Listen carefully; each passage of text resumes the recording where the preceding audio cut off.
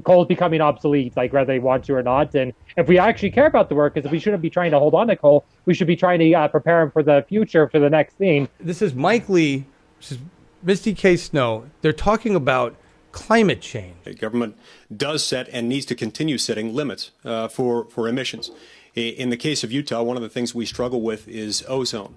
And one of the problems that we have is that we've got these one-size-fits-all rules that apply to broad swaths of the country, when we've got unique geography here that might make our situation a little bit difficult. And that's one of the reasons why I've supported legislation that would create increased flexibility on the part of the states so that they can address those geographic unique aspects of our state. Ms. Snow. The federal government can play a very constructive role. As I said, we can start making investments into solar, into wind. And again, when you talk about economics, we talk about jobs, there's a lot of jobs to be created in these industries. Solar energy is actually one of the fastest growing industries in this country. And the government trying to help make investments in these industries will create new jobs in those fields, and that will help spur economic growth. Where does Utah stand in terms of their meeting any types of emission goals? The EPA rates a lot of Utah cities as some of the worst when it comes to air quality. And again, that has a lot to do with geography at the mountain valleys. But we have a lot of like solar development happening in the state.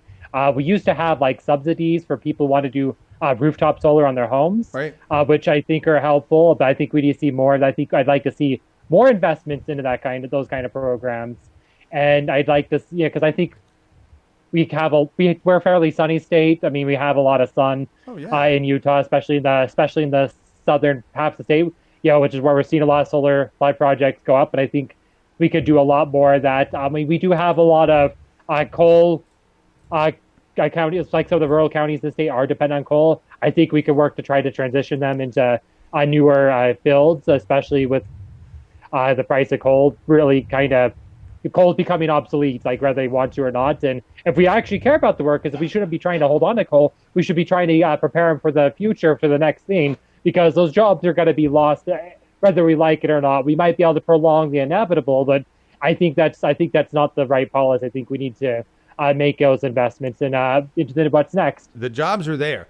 Take those coal folks and train them on new jobs. I was talking to somebody else about problems in Utah. You guys are going to have problems, or are having problems now, with your tourism, right? Because of the air quality. You've got snowboarders, the skiing, right? And is that being affected by that?